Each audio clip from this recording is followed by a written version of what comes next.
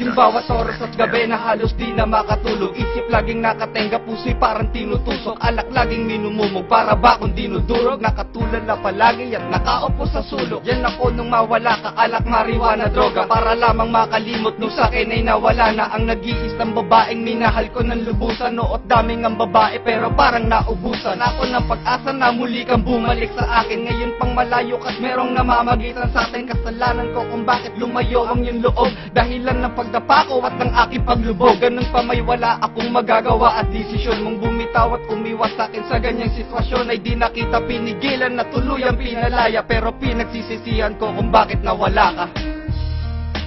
I tried to run from your side, but each breath I had only reminds me of you. When I turn out on the night, even midnight, it only reminds me of you.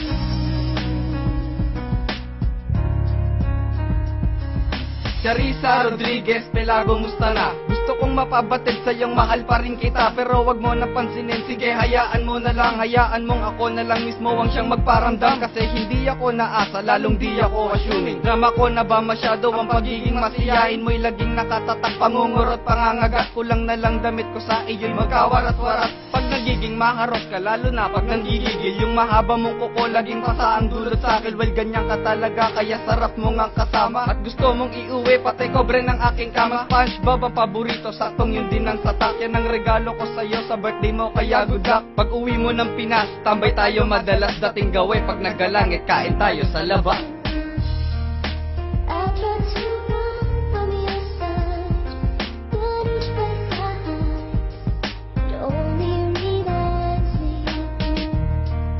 When I turn out on the night, even midnight, it only reminds me of you.